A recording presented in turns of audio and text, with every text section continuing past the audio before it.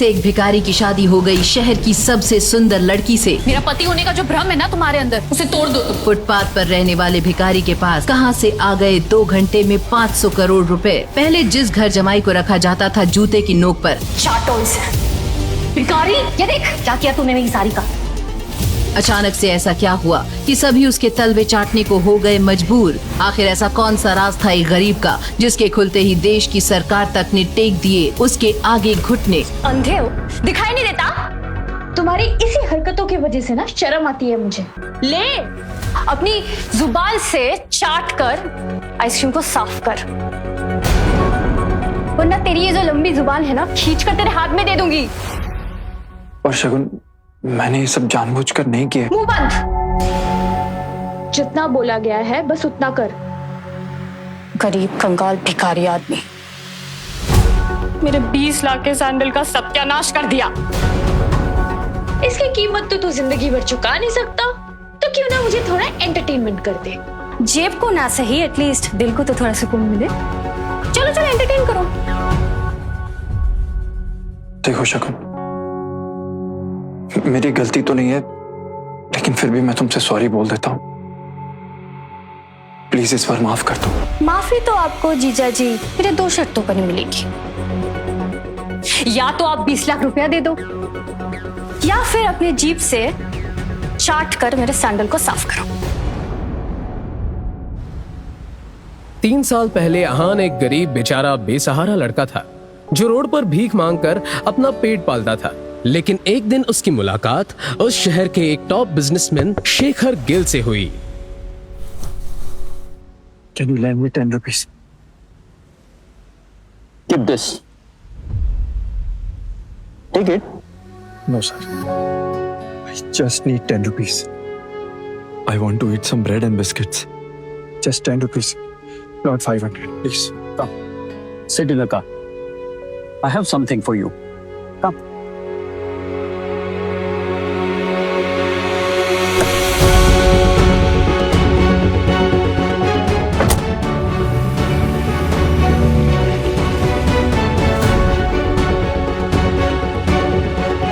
शेखर ने अहान की पिछली जिंदगी के बारे में कई बार सवाल किया, लेकिन अहान ने कभी एक शब्द नहीं कहा, क्योंकि वो जानता था कि जिस दिन उसका सच शेखर या गिल मैंशन के दूसरे लोगों को पता चलेगा, वो उसे हाथ पैर जोड़कर अपने घर से जाने के लिए उससे भी भीख मांगने लगेंगे।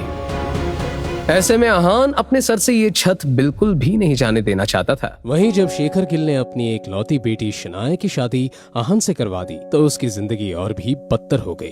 2 रुपए की तुम्हारी औकात नहीं है और तुमने शगुन की 20 लाख की सैंडल का सत्यानाश कर दिया। अब मैं क्या करूं? बताओ आखिर कब तक कैसे मैं तुम्हारी हरकतों का हर्जाना भरती रहूंगी?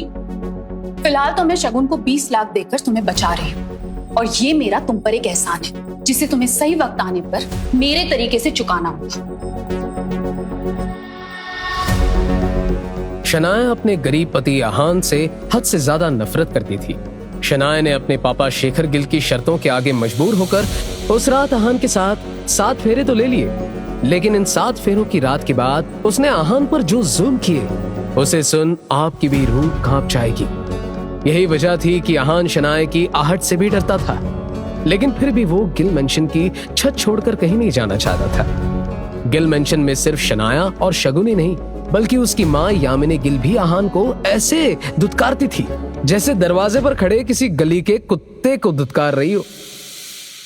आहान साहब, कलेक्टर साहब, कहाँ मर गया ये आदमी? जब से शेखर से घर में लेकर आए इसने दिमाग में दम कर दिया है। यार किसी को मारने की सजा ना हो ना, तो ये पहला खून होगा मेरी लाइफ का। क्या हुआ मॉम? आपके कपड़े मैंने टाइम पर धोकर सुखा दिए थे। सत्यानाश हो तेरा भिखारी। ये देख क्या किया तूने मेरी साड़ी का। जब काम पर होता है कम से कम उस वक्त तो अपनी इस चटोरी जुबान को लगाम दिया कर। मेरे कपड़े सुखाने गया था ना, उस वक्त चाय पीने की क्या जरूरत थी? नीचे आकर भी तो चाय पी सकता था ना तू।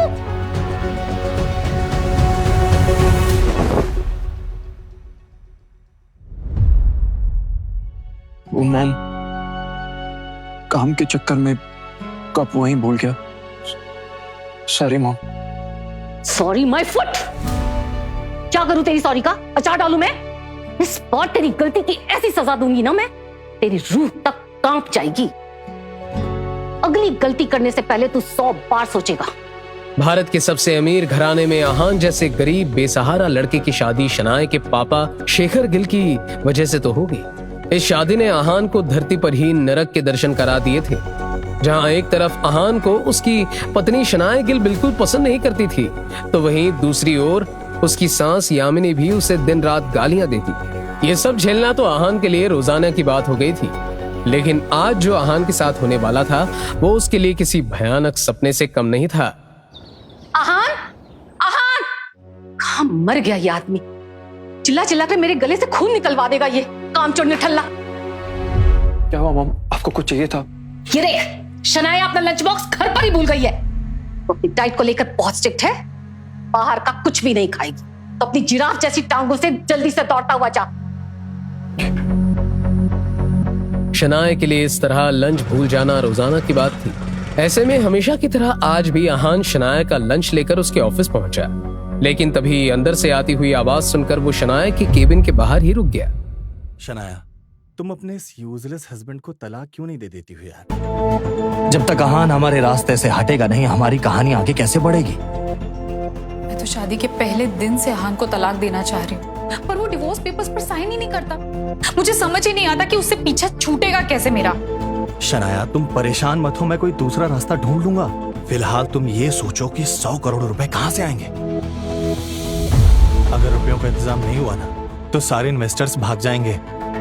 तुम्हारे दादा का सपना, ये गिल का ऑपरेशन डूब जाएगा। मुझे कुछ समझ में नहीं आ रहा है कि 100 करोड़ रुपए मैं कहां से लाऊंगी। शनाया, और मेरे दादा की बनाई इस कंपनी को मैं हर हाल में बचाना चाहती हूँ। केबिन के बाहर खड़ा आहान ये सब बातें सुन रहा था। उसने अचानक से दरवाजा खोला तो देखा कि देव उसकी पत्नी शनाए के करीब उसके कंधे पर हाथ रख के खड़ा है। हान, तुम्हें तमीज कब आएगी? बिना दस्तक दिए आ गए तुम ना एक बात मेरी कान खोल कर सुनो। मेरा पति होने का जो भ्रम है ना तुम्हारे अंदर, उसे तोड़ दो तुम। तुम्हारी औकात ना मेरी जूती की नोक के बराबर भी नहीं। आइंदा से अगर मेरे केबिन में बिना मेरी इजाजत के आए ना, तो जान से मार दूंगी तुम्हें। Security, security. Yes ma'am. इस आदमी को बाहर लेकर जाओ। I said get out. चलिए सर।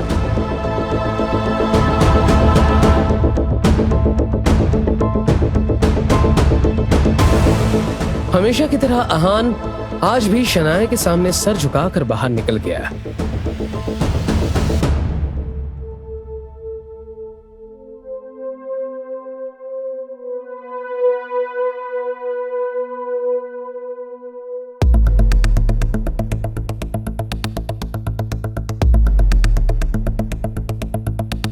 वक्त आ गया, काम शुरू कर दो। उसकी कॉल के तुरंत बाद शनाए के फोन पर एक नोटिफिकेशन आया, जिसे देखकर वो हैरान हो गई। ये कैसे हो सकता है? वो आहान जो अपनी 5 रुपए की चाय के पैसे भी मुझसे मांगता था, उसे मेरे अकाउंट में 100 करोड़ रुपए ट्रांसफर कर दिए। उस भिखारी के पास इतने पैसे आ कहां से सकते हैं? कहीं उसने कोई डाका तो नहीं डाल दिया? अगर ये पैसे चोरी के हुए तो मैं फंस सकती हूँ। 100 करोड़ रुपए जैसी भारी रकम अपने खाते में देख शनाए के हाथ पैर फूलने लगे।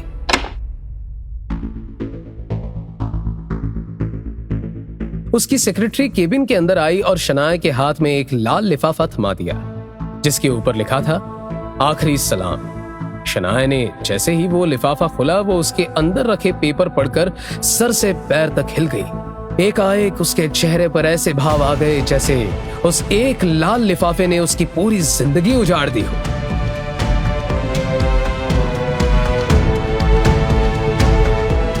एक तरफ तो शनाया इस बात से हैरान थी कि पिछले 3 सालों तक उसके टुकड़े पर पलने वाले आहान के पास अचानक से 100 करोड़ रुपए कहां से आए, तो वहीं दूसरी ओर वो लाल लिफाफा जिस पर आखिरी सलाम लिखा था, उसने तो शनाया के गुस्से को 7वें आसमान पर पहुंचा दिया। सोचो शनाया, सोचो कि इस भिखारी के पास 100 करोड़ कहां से आ गए। मुझे नहीं पता देव कि आखिर आहान की हकीकत क्या है। अब तो मुझे भी जानना है कि उस भिखारी आहान का सच क्या है, जो वो पिछले 3 सालों से मुझसे और मेरे पापा से छुपा रहा है। इन्हीं सब सवालों के जवाब जानने के लिए शनाया बार बार आहान को फोन कर रही थी, लेकिन आहान हर बार उसका कॉल काट देता। आहान के इस बदले बर्ताव से शनाया को गहरा झटका लगता है। आखिर क्यों किया आहान ने शनाया के साथ ऐसा धोखा? और आहान, अगर वो पहले से ही था इतना अमीर, तो इतने सालों से ससुराल में गरीब बनकर क्यों रह रहा था?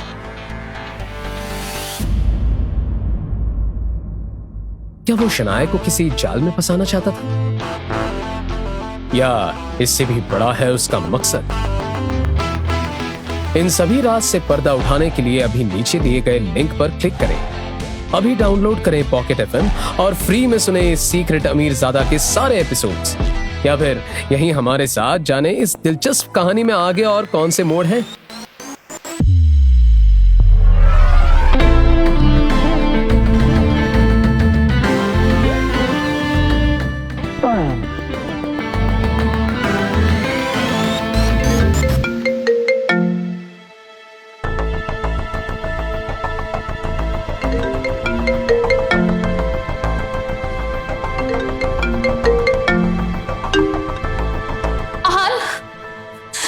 ये सब मैं पिछले 10 घंटे से तुम्हें फोन कर रही हूँ, हो कहां पर तुम?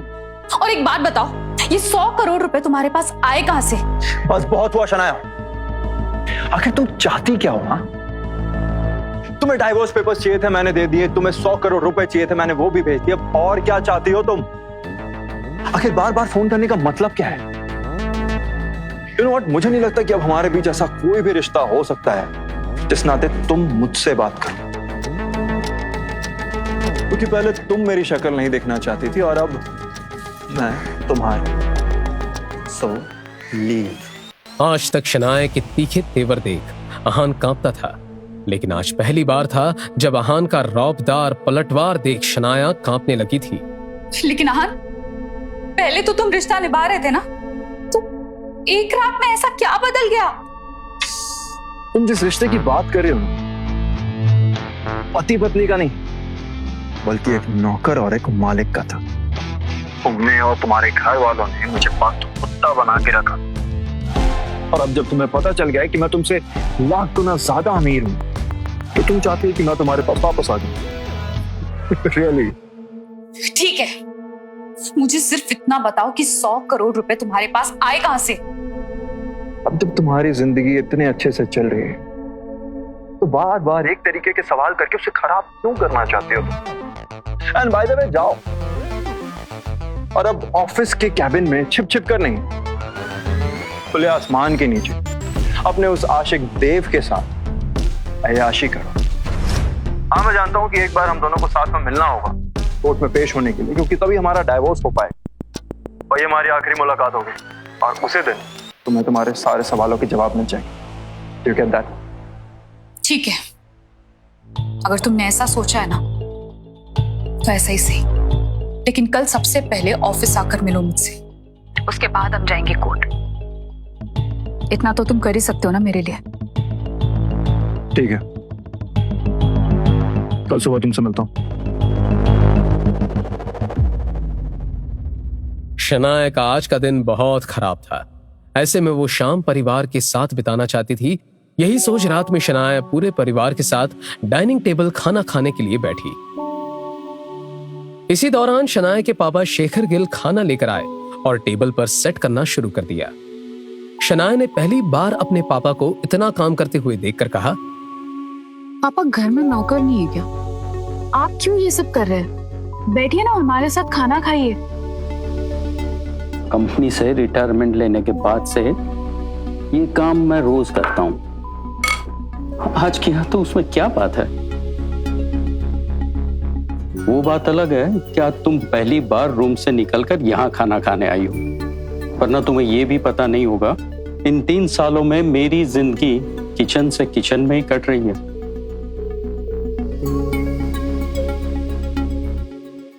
क्या चाहते हो? बेटी के सामने ऐसी बातें क्यों कर रहे हो?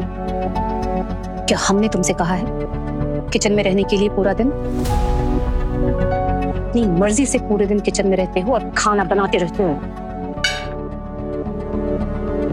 जिस तरह से अहान घर में नौकरों की तरह काम करता था, उसी तरह शेखर गिल को भी शनाया की मां यामिनी ने घर का नौकर बना रखा था। ऐसे में पूरे घर के लिए खाना बनाने की जिम्मेदारी उन्हीं की थी। लेकिन आज अचानक से अहान के चले जाने से शेखर को गहरा सदमा लगा था, जिसके कारण वो चुप नहीं रह सकते थे।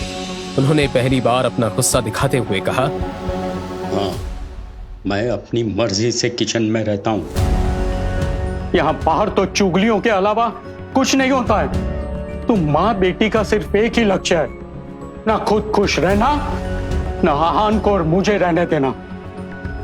हर बात गलत, बदतमीजी से पेश आना, इंसान को इंसानी ना समझना। यहाँ हर कोई अहान को गालियां देता रहता है या उसे जलील करने का मौका तलाश करता है। रिटायरमेंट के बाद मेरी एकलौती बेटी, वो भी मेरी नहीं रही। उसे भी अपने बाप से ज्यादा अपनी कंपनी में समय बिताना अच्छा लगता है। एक लंबे समय बाद अपनी बेटी शनाया से बात करते हुए शेखर गिल के अचानक आंसू निकल गए और वो रोते हुए सीधा किचन की तरफ चले गए। ये सब क्या चल रहा है? आप दोनों पापा के साथ ऐसा व्यवहार क्यों कर रहे हैं? उन्हें चैन से क्यों नहीं जीने देते? तुम कब से मर्दों के बारे में इतना सोचने लगी? और तुमने तो खुद अपने पति को अपना नौकर बना के रखा था ना? क्या उस वक्त तुम्हें ये बात याद नहीं आई? अहान और मेरी शादी जोर जबरदस्ती से हुई थी। ना ही अहान इस शादी से खुश था और ना ही मैं। और वो जो कुछ भी मेरे लिए करता था, सब अपनी मर्जी से करता था। मैंने उसे कभी मेरा नौकर बनने के लिए नहीं कहा। वो तो माँ ही उसे जबरदस्ती टिफिन देकर मेरे ऑफिस भेज देती थी। शाम तक जब मैं आती थी, वो खुद ही मेरा कमरा साफ कर देता था। आप लोगों की तरह मैंने उस पर कभी भी काम नहीं थोपा।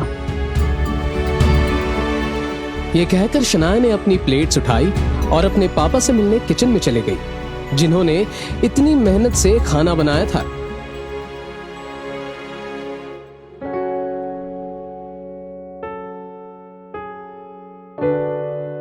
पापा,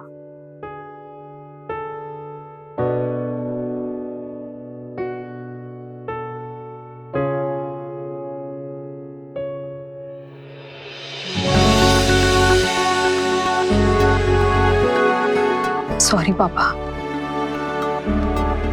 ऑफिस के काम और तमाम चीजों में ना मुझे याद ही नहीं रहा कि मैं आपको भूल गई। मुझे माफ कर दीजिए पापा। और अब हम साथ में खाना खाएंगे। एक अरसे बाद बेटी को अपने पास इस तरह बैठे देख शेखर गिल की आंखें फिर से नम हो गई।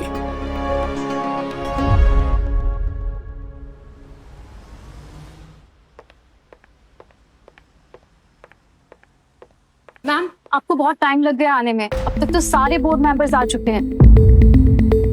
और वो देव सर, वो तो सबको आपके खिलाफ भड़का रहे हैं। सारे बोर्ड मेंबर्स?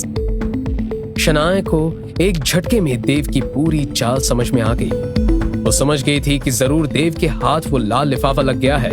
ऐसे में उसने एक सेकंड नहीं गवाया और सीधा देव के पास पहुंच गई।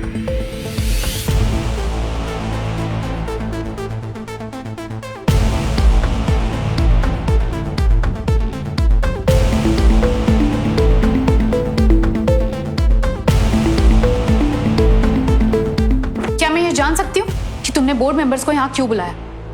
और प्यार के नाम पे पीठ में छुरा घोंपने की कौन सी ये चाल चल रहे हो तुम?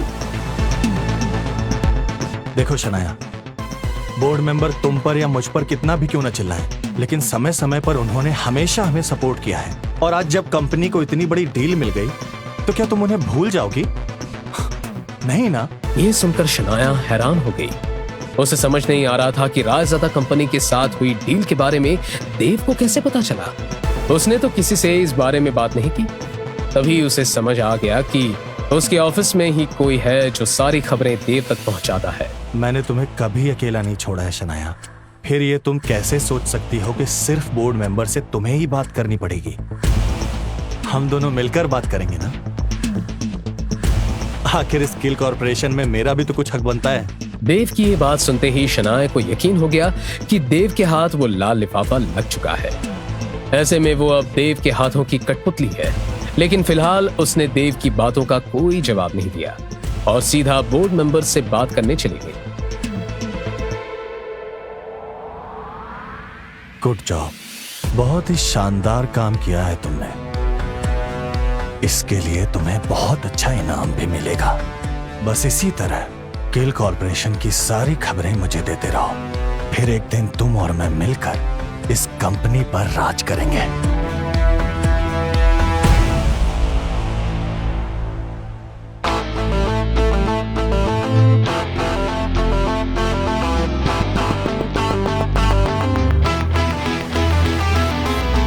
जहां एक और गिल कंपनी में ये सारा तमाशा चल रहा था, तो दूसरी ओर अहान एक लेविश मेंशन में अपनी नई जिंदगी के मजे ले रहा था।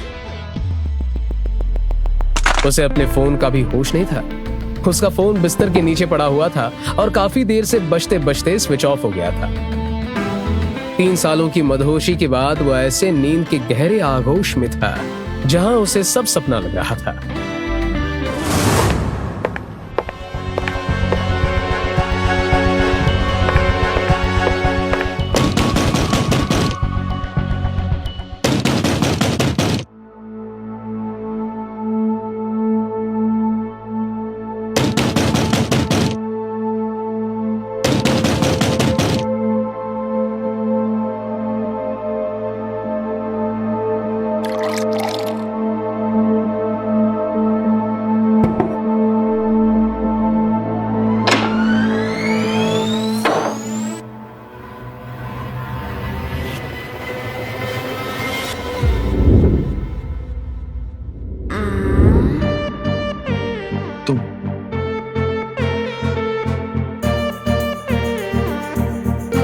My darling baby.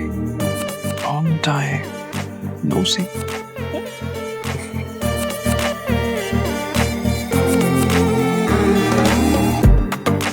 Let's go.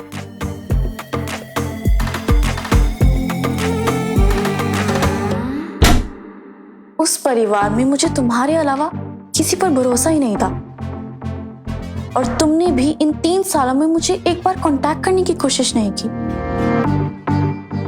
उन्हें भरोसा भी तो सिर्फ तुम पर है, इसीलिए तुम अपने एक लौते वारिस को बेघर कर उन्होंने अपना सारा बिजनेस तुम्हारे हाथों में दे दिया। एंड यू नो व्हाट, ये जानकर मुझे बहुत खुशी होती है कि तुमने उनका बिजनेस बहुत अच्छे तरीके से संभाल रखा है। अब वो उनका नहीं, तुम्हारा बिजनेस है, क्योंकि अगर कमान मेरे हाथ में है तो पक्का उसकी आखिरी छोर तुम तक ही जाएगी। सामने बैठी नताशा की ये बात सुनकर अहान चौंक उठा और उसने कहा, सच बताओ नताशा, डैड बिना किसी शर्त के मान गए या तुम उन्हीं की शर्त को मेरे पास ऑफर लेकर आई? क्योंकि अगर ऐसा है तो दरवाजा सामने है, तुम दफा हो जाए यहां से, क्योंकि मैं उनकी बात कभी नहीं मानूंगा। फिर चाहे वो मुझे जिंदा मार दे या मुझे दर दर भीख मांगने पर मजबूर कर दे। शांत हो जाओ अहान। और क्या शनाया गिल के घर नर्क जैसे 3 साल बिताकर अभी तुम्हारा मन नहीं भरा, जो अभी भी डैड के सामने अकड़ दिखाने पर अड़े हो? वैसे भी तुम जानते हो कि डैड इतनी आसानी से नहीं मानते। फिलहाल उन्होंने गिल कॉर्पोरेशन को एक नया काम देने की कोशिश की, शायद इसी बहाने वो शनाया और तुम्हें एक बार फिर एक साथ खड़ा करना चाहते हैं। अब मैं नहीं जानती कि इसके पीछे उनकी कौन सी नई चाल है, क्योंकि वो शनाया को पसंद तो नहीं करते, लेकिन फिर भी तुम्हारी शादी को बचाने की कोशिश कर रहे हैं। नताशा का अहान के परिवार के साथ क्या रिश्ता था ये कोई नहीं जानता था। हाँ, लेकिन ये सच था कि नताशा अहान के पापा को सारी दुनिया के सामने डैड कहकर ही बुलाती थी, जिसके चलते जब भी नताशा की कोई तस्वीर अहान के परिवार के साथ छपती तो देश ही नहीं बल्कि विदेशों में भी उसके रायज़ादा परिवार के नाजायज औलाद होने की अफवाहें तूल पकड़ने लगती। वहीं अब अहान के एक बार फिर से रायज़ादा परिवार में लौटने की खबर ने पूरे देश की इकोनॉमी को हिला दिया था। हर कोई हैरान था कि 3 साल पहले लापता हुआ रायज़ादा परिवार का बेटा आखिर इस तरह अचानक कैसे लौट आया। सच जरा सा अलग है नताशा। एक्चुअली शनाया की बहन और उसकी मम्मी की गालियों को सुन सुनकर मेरा पेशेंस लेवल जो है वो बहुत बढ़ गया है और उनके दिल में मेरे लिए नफरत और गुस्सा है, ये बहुत क्लियर है। लेकिन मुझे इससे कोई शिकायत नहीं। एक बात याद रखना, मैं तुम्हारे और डैड के जाल में नहीं फंसने वाला। लेकिन अगर तुम लोगों ने मेरे ऊपर कुछ दबाव बनाने की कोशिश की ना, देन ट्रस्ट मी, इस बार मैं इतनी दूर चला जाऊं कि पूरी दुनिया की पुलिस मेरे पीछे लगा लोगी ना तो भी मुझे ढूंढ नहीं पाओगी। मैं जानती हूँ, तुम अपने डैड की असलियत भी जानते हो और इस कंपनी की जरूरत भी। लेकिन अगर पावर चाहिए तो आजादी के साथ साथ जिंदगी के कुछ सच से भी समझौता करना पड़ेगा। नताशा, फिलहाल मैं इस मुद्दे पर कोई बात नहीं करना चाहता, क्योंकि जब भी ये सारी बातें होती हैं मुझे डैड की बेवफाई याद आ जाती है जो उन्होंने मेरी माँ के साथ की थी, जिसका नतीजा। बस अहान, बहुत बोल चुके हो तुम। सच वो आग है जिसके भी हाथ पे रखो वो चिल्लाएगा ही। खैर तुम ये सब छोड़ो, जो प्लान मैंने तुम्हें बोला है उसे एक्टिवेट करो बहुत जल्दी। गिल कॉर्पोरेशन को अपने हाथ में लेने का वक्त आ गया है। अहान अभी नताशा को शनाया की कंपनी को लेकर अपनी अगली चाल बताता ही है कि उसी वक्त नताशा के फोन पर एक मैसेज आया। उसे किसी ने वीडियो मैसेज भेजा था। डाउनलोड करके वीडियो देखा तो सीसीटीवी वीडियो में गिल कॉर्पोरेशन के कॉन्फ्रेंस रूम में सभी बोर्ड मेंबर्स बैठे हुए नजर आ रहे थे। अहान, लो, आ गया तुम्हारा पैगाम। अब शुरू करते हैं अपना मिशन शनाया। ध्यान से नताशा, क्योंकि एक भी गलती हम पर उल्टी पड़ सकती है। अगर मेरे सामने आने से पहले मेरा राज सबके सामने खुल गया तो सब कुछ बर्बाद हो जाएगा। किल भी हाथ नहीं आएगा और राज ज्यादा भी डूब जाएगा। तो थोड़ा संभल कर। ऑल द बेस्ट आदि। अहान की बात सुनकर नताशा उसके कमरे से बाहर आ गई। बाहर निकलते ही उसने एक नंबर डायल किया। तभी उसका असिस्टेंट दौड़ता हुआ आया और एक फाइल उसे दी। इस फाइल में पूरी रिपोर्ट प्रूफ के साथ है। अहान पर हुए एक से उनका बदला लूंगी। जी मैम, अगर वो लोग इस डील से नहीं माने तो उनके खिलाफ किए हुए सारे कामों की चार्जशीट है इसमें, जिसे हम हुक्म की तरह उनके सामने पेश कर सकते हैं। गुड जॉब, इसका तुम्हें रिवॉर्ड मिलेगा। नताशा ने फाइल देखते हुए शैतानी मुस्कुराहट के साथ कहा, शनाया, मैं जितने दिन और रात के लूंगी बदले सब गिन गिन के। मेरा भाई अच्छा इंसान है, लेकिन इंसानियत तो मैं सिखाऊंगी तुम लोगों को। तुमने और तुम्हारी फैमिली ने जो कुछ भी किया है मेरे भाई के साथ, उसका हिसाब देने के लिए तैयार रहो। नताशा के निकलने के करीब 1 घंटे बाद अहान के फोन पर नताशा का मैसेज आया, जिसे देखकर अहान जोर जोर से हंसने लगा।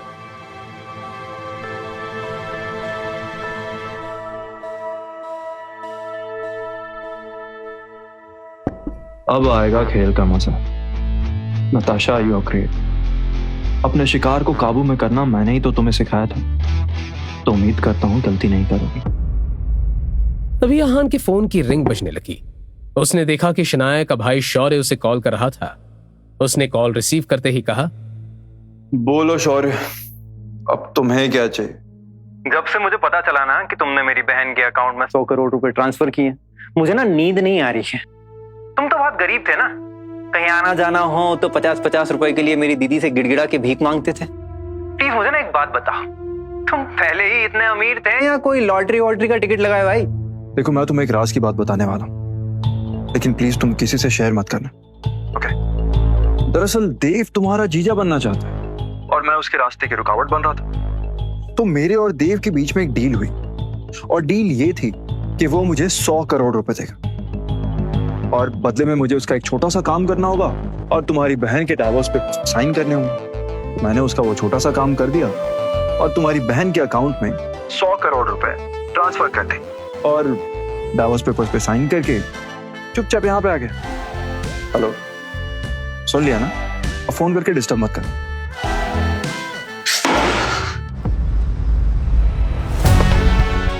वहीं दूसरी तरफ नताशा अपने साथ आए 2 गार्ड के साथ गिल कॉर्पोरेशन के ऑफिस में एंटर हुई। नताशा ने तुरंत कॉन्फ्रेंस रूम का दरवाजा खोला और अंदर आते हुए फाइल खोलकर उसमें एक एक पेपर निकालते हुए बोर्ड मेंबर्स के हाथ में पकड़ा दिया। उन पेपर्स को देखते हुए बोर्ड मेंबर्स के होश उड़ गए। जब शनाया ने पेपर को पढ़ा तो बहुत ही हैरानी के साथ बोली, नहीं, ऐसा नहीं हो सकता। आहान ऐसा नहीं कर सकता।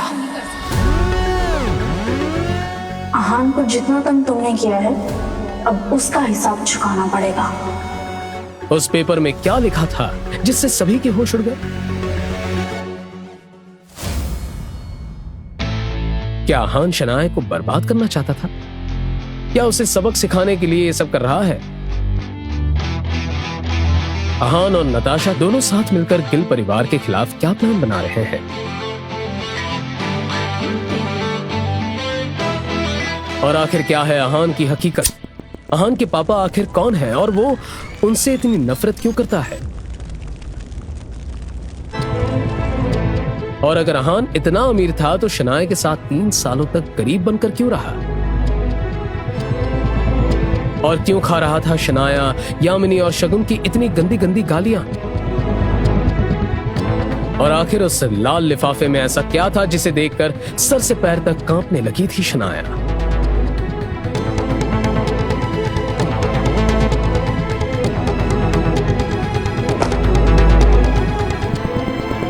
शनाया, अब तुम्हारे भाई।